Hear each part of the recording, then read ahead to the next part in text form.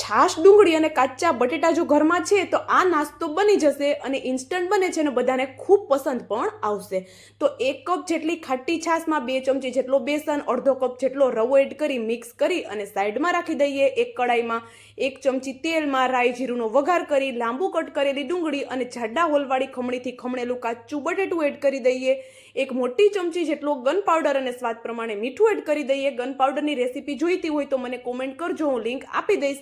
Gun powder મસાલો ઘરની વસ્તુથી જ બને છે અને એકદમ ફ્લેવરફુલ બને છે. તો બધું મિક્સ કરી અને ફરી પાછું બેટર લઈ લઈએ.